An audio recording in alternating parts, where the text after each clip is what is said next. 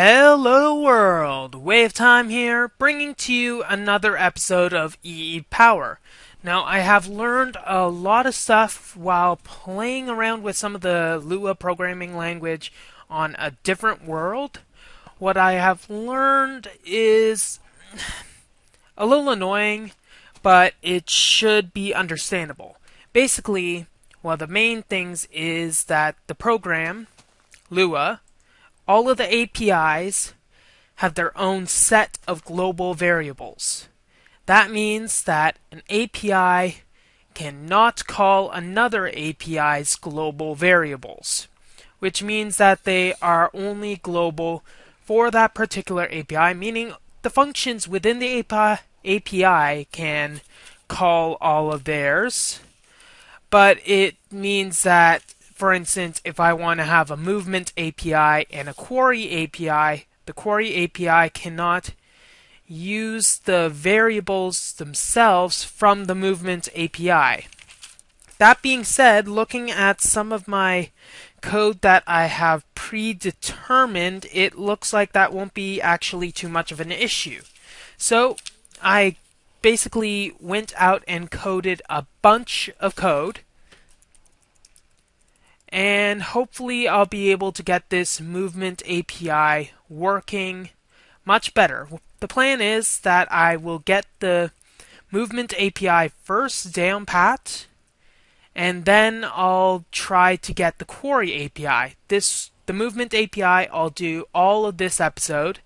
If I have time, I'll start the Quarry API. Without further ado, let's start.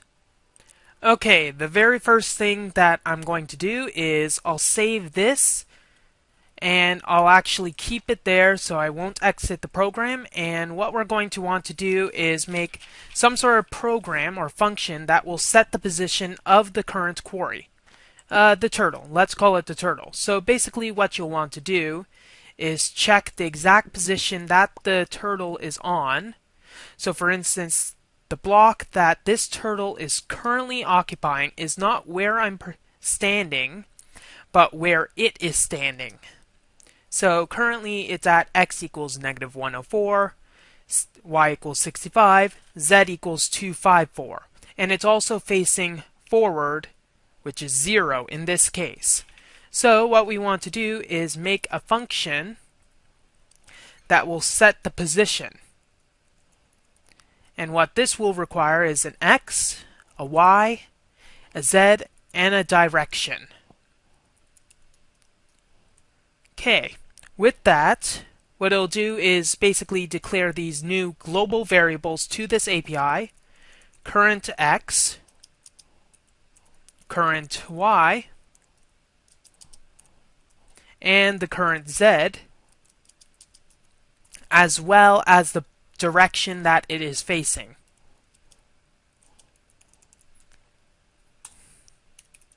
And that's all that function will do. So when you call move.setPosition and put the variables in that this is in, it'll save all of it to the hard drive and say, that's all I have, folks.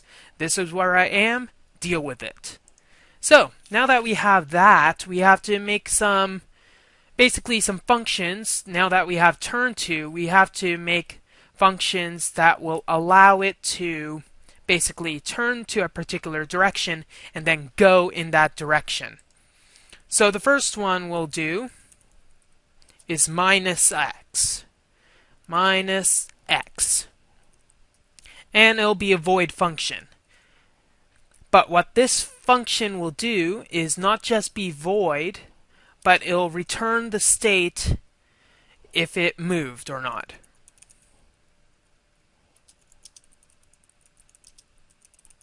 It'll return if the movement worked, and if it did, it'll return true, else it'll return false. Basically the exact same that the standard movements do. So what this will need to do is turn in the negative x direction, which is this direction, which is f equals 1. So it needs to turn to 1. Then, basically what it'll do is if turtle.forward, So if when it tries to move forward it works, ooh, that's bad. If turtle.forward, then it will decrease the current x position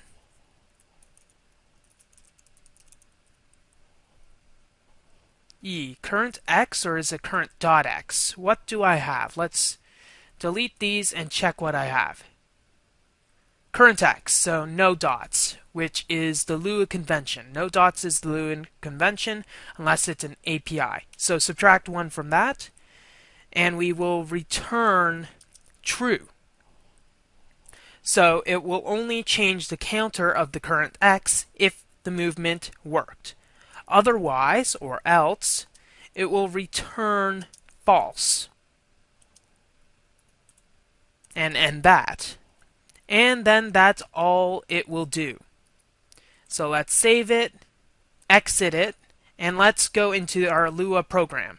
So os.load API, and we'll load our move API. True, that's good.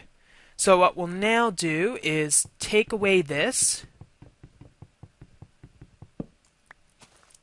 go up on top of our turtle, Shift F3, and now we'll do a move dot, what is it, set position,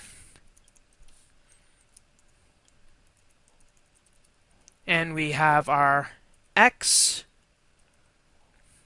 y, z, and our other. Now if you feed in nonsense, it'll give nonsense. So now the positions are set. So what I should be able to do is do it's move.turn2 to check if the turn 2 works. Now it's facing 1. That's good.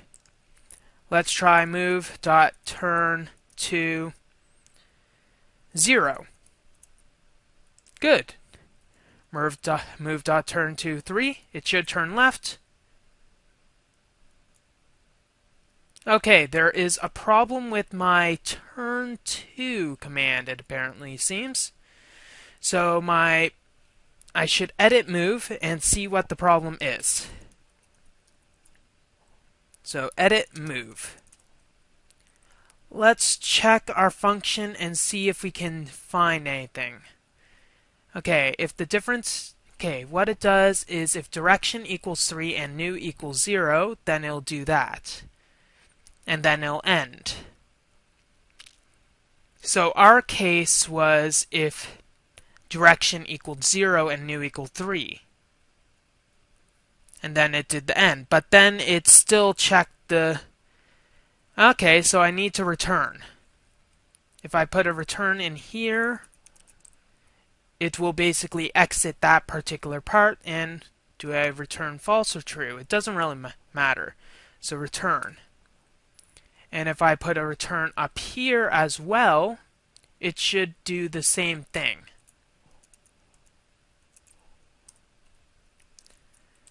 Good, so let's do Lua again. And go back inside to rest up. Sorry, I do that sometimes. I think I clipped myself off mid-sentence. Not exactly professional. Anyway, so let's go back to our turtle and re-input its position. Unfortunately, it doesn't save what its position is if I exit out of the Lua prompt. For some reason, it keeps on redeclaring things. Anyways, let's just figure this. Well, the used memory is spiking. Okay. Anyways, let's see. Move dot set position -108 65 254, and now it's at 2. Good. Now move dot turn 2. You should be able to put a 3, and it should turn to such. Okay, now it's at 3. Move dot turn to 0. It should work. Obviously not. Let's check the code again and see if I can figure it out. Okay, I think I finally found it. Basically, there could have been possibly two issues here. Let's exit out there and see what I did. Basically, what I did was I did a few things. I put it as direct instead of direction equal new, I put it as direction equal the value that I was supposed to do, and I returned true each time instead of just return. That might have been the issue, I'm not sure, but I also just reinitialized the API just in case that was a major issue. If it was, it's fixed. If not, whatever. We'll find out later if I tried to do it again. Now, after we have that, we can finally... Oh, we didn't even check if -x works, so we should check if that works, and then if that works, we can just code in the... let's see, we already have -x, we'll have +x, -z, and +z.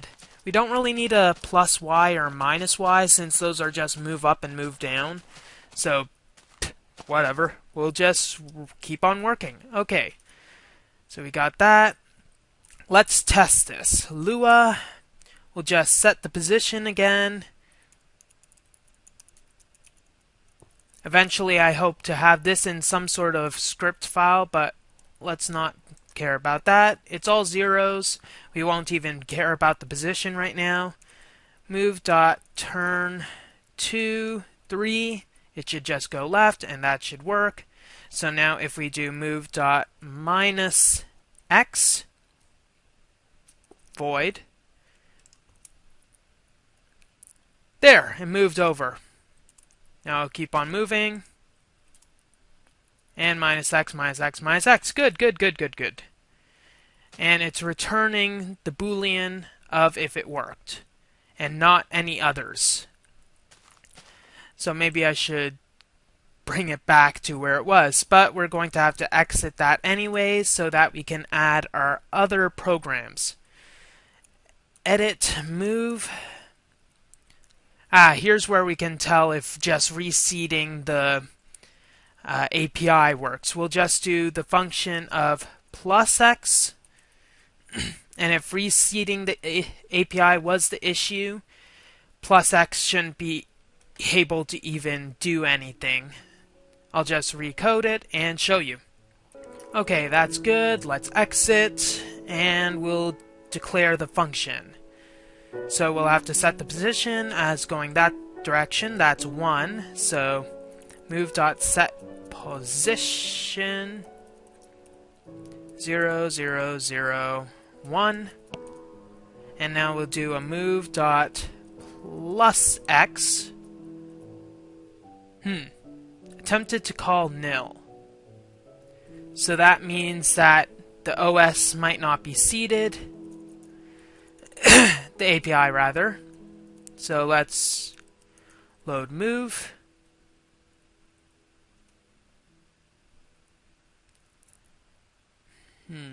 So that reseeded that. So let's set position +x. Okay, good. Now this tells us a few things. This basically says, let's just move this into position. There we go. It's back at where it was. So whenever you load an API, it wipes all of the values of the previously loaded API of the same name. That also means, as you saw by the thing way up there, whatever it was, it doesn't really matter too much right now, that basically to be able to save all the changes for the API, you're going to have to load it again. Which is a bit of a bother, but it now means that I'm not completely crazy. Completely. So, I got turn 2, I got -x and +x, so pretty much just doing -z and +z, and then I should pretty much have everything going. I might as well do a -y and +y. All it'll do is, It won't have the turn to command, but it'll just move up or down and do the current y equals etc.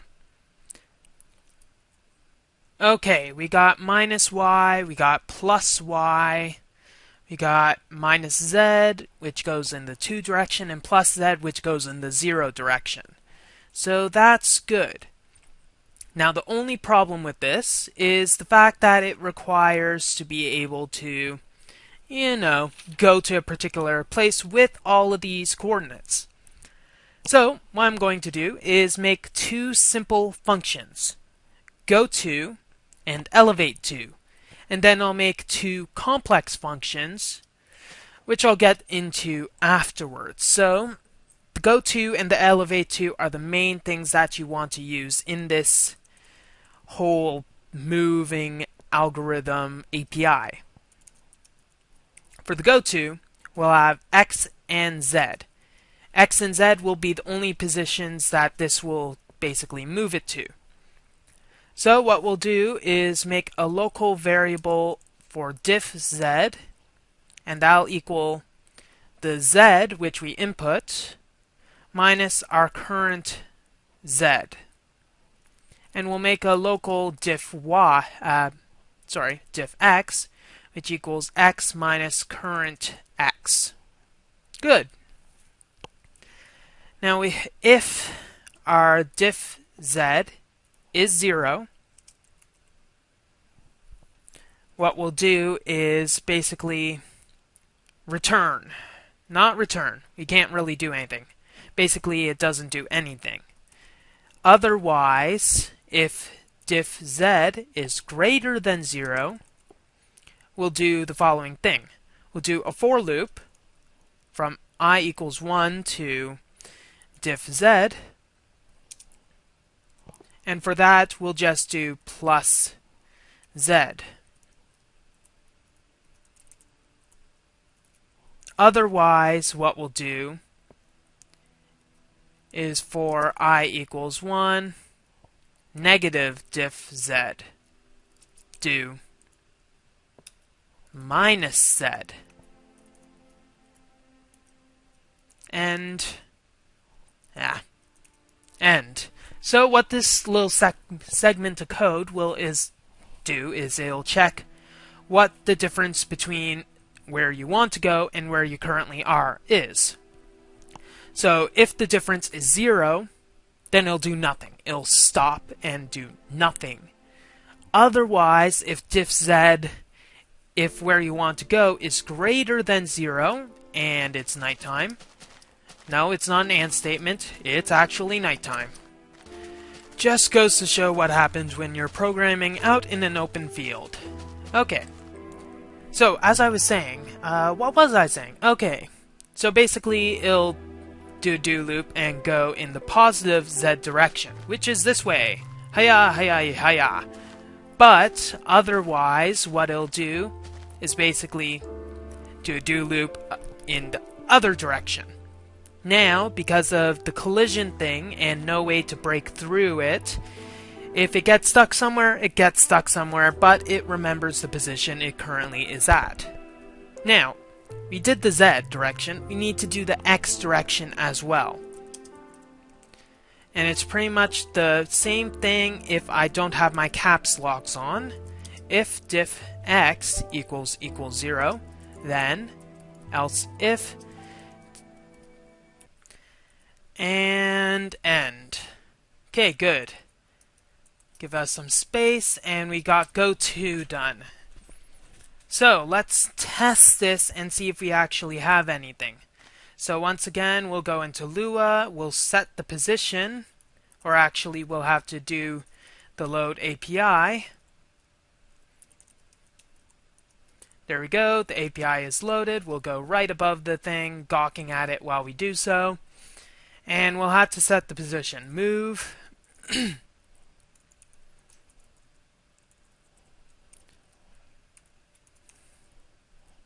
And this time we have to have an accurate position, so we have to do the entire thing and 0. Good. Now we'll need to try a go to. So 260 and negative 120, 260.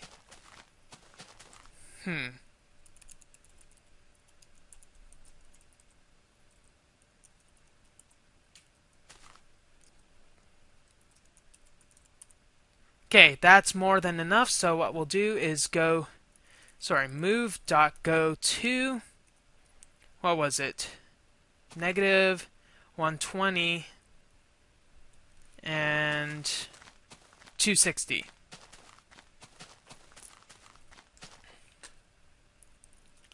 So it'll go in the Z direction, so forward, then it'll go to the side.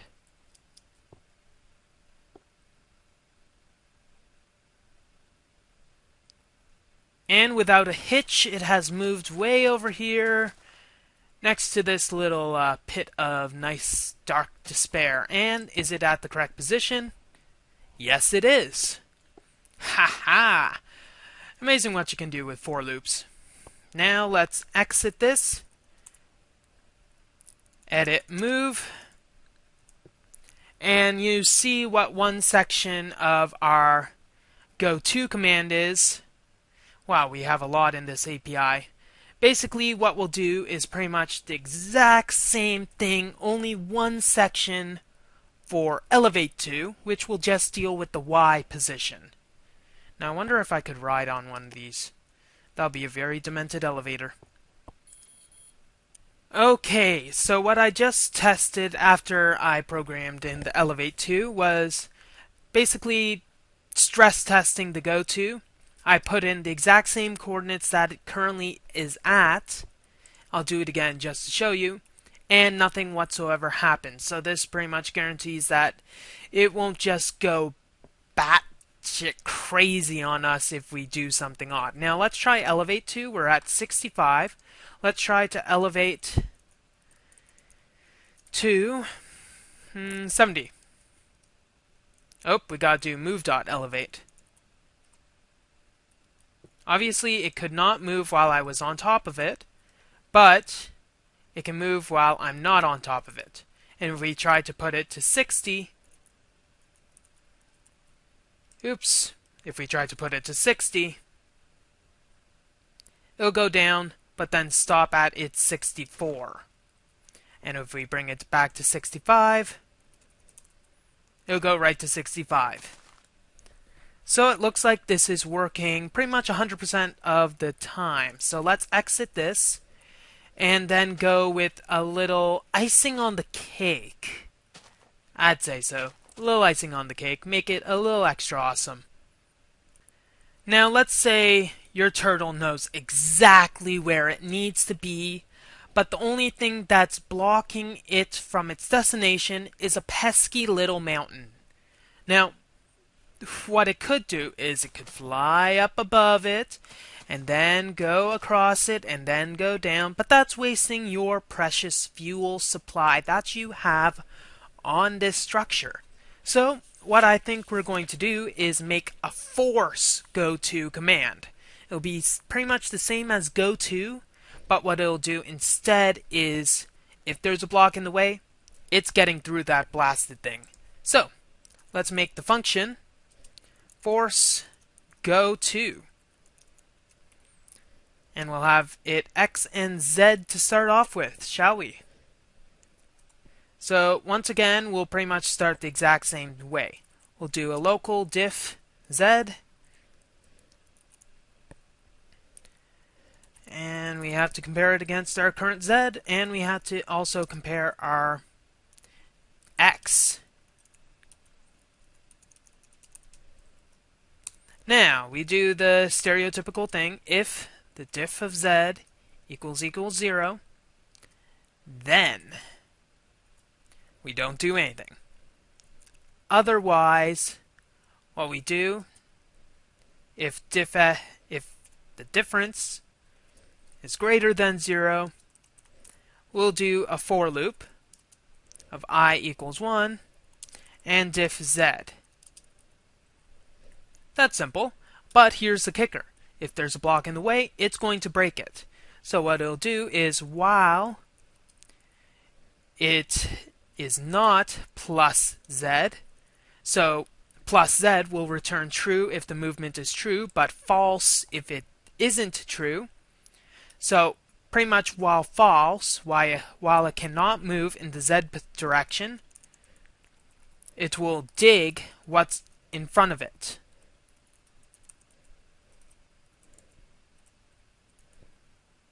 Otherwise, what it'll do is go in the other direction. So we do for I equals 1, negative diff Z will do a little loop. We'll go a little loopy, loopy, loopy. Let's not just start singing randomly, shall we? Minus Z, and we'll do a turtle.dig. We'll end that, and that, and that. And now we have to take away with the other direction, so we pretty much have to do the same thing with the x direction. If diff x equals zeros, we won't do anything. Otherwise, we'll do the other stuff. And done. And it apparently seems like I forgot the do on each and every single while. So do there. Haha, I'm a doo-doo brain. And I am a little childish as well, it appears. So we just have to do this while I have some form of sanity, however small. And any others? No, that's good. So save, and we'll keep it saved. Yay, let's keep this thing saved. Now we're going to have to do a force elevate 2 as well, just to keep things, you never know when you might need to actually force your way through a canyon going the other direction. That would be very fun. Okay, so let's do that. And there we go. It should be done. Let's just look. Let's check our do's. We got our do on the while. We got a bit of do on the fors, and ooh, that was close. I see an error as it is right now. That will be very bad if we happen to get that. Let's get it. Diff with 2 F's. Diff with 2 F's. Diff with 2 F's. And let's exit that. Now we got that. The problem is that I don't want to leave this to the fickle whims of fate. So I want to make a floppy disk, which will require paper and redstone. I think I got some sugar cane, which I can use for the paper. And obviously I haven't have enough redstone, so we can go and do that. Now, while I was pretty much fooling around with all of that, a lot of my things have finished. For instance, I checked the apiary quite a few times, and I got 2 whole honeycombs. Woohoo! There's gonna have to be some way to make that a lot better. And also, our coke oven is pretty much done. So we gotta keep that in, and our charcoal is good. Let's see, what was I checking? I need to get some more of that, actually. And, yes, redstone, smoothstone, and floppy. Floppy, floppy, floppy. Floppy, floppy, floppy. And in the wrong direction. Let's make the paper, let's make a floppy disk, let's get on with our lives. Okay. Okay, and we have our disk drive. Sorry about that interruption. My dog was very happy to see that people were home. Okay, so let's see. Let's make a stone pressure plate. And, yep. Stone pressure plate so that this is much easier to get into and out of. Much better. Might have to change everything else into smooth stone, but that won't have to matter too much right now, actually. So let's get this away, let's get this away, and let's figure out how this thing works. Yay!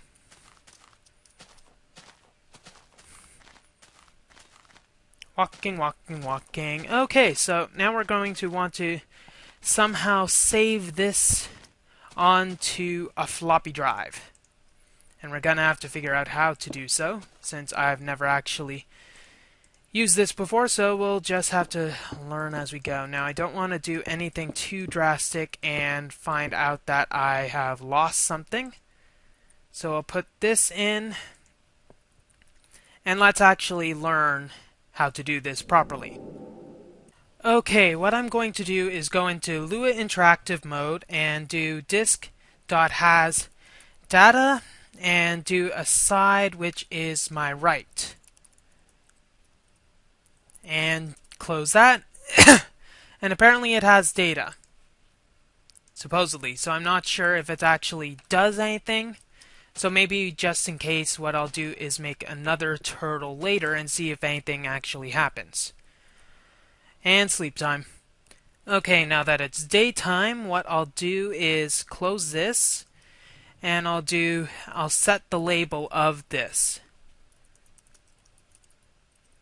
Label, and I believe it's right, and we'll set it as Quarry.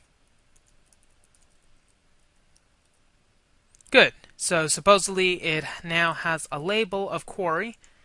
And now what I'm going to do is actually go to actually make another turtle, but a blank turtle, not one of the ones with the diamond pickaxes that cost so much, it's unbelievable. And make one of them and see if the disk drive actually works. Now might as well get the disk drive, since it's going to save me a bit of time testing, and then I'll be able to destroy my other turtle and be able to do stuff. Okay, so if this works, that's good. I was actually looking at the Wikipedia page, and it didn't have any particular save command. So I'm going to have to trust that setting a label or just having it in the drive or something does something. I'm not sure. Okay, this here, and we'll have to make another turtle, so we're going to need to make another computer with some more iron and a chest. We got a chest.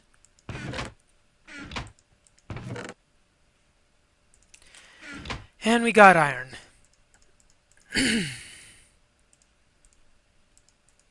Okay, good. We got our turtle now. We'll place this here, put this in, and boot it up. So we'll put it in Lua, and we'll try loading the API. File not found. So, no file was found on that. Sorry. Let's see. Okay. From what I understand, what I need to copy over move to my disk is cp/move/disk/quarry. Instead of not doing anything really. So basically cp/move says I want to select the move and then bring it to the disk in here. Disk named Quarry. So if I'm right, I'll be able to bring this over and try it on the other computer that I have way over here and see if that works. If it does, that's good. I'll be able to pull it, and I think to pull it, I have to reverse the procedure to take move from it. So I'll need to make another one of these just to make things a little more easy, because I don't want to run back and get it each time. So get this down, get this in here, and do press any key to continue. So let's do cp/disk/quarry/move. Okay, good. Now what I'll do is check what I have on here by doing into Lua os.load API. Oops. And it's loaded. So now I know how to load a turtle. Woohoo. To think I should have known that by now. Well, that's all the time we have for this episode of EEPower. If you like what you see, don't forget to rate, comment, and subscribe to future episodes. Next episode, I'm going to finish the Quarry program and maybe get a little more technical with it. WayofTime here, signing off. Have a wonderful day.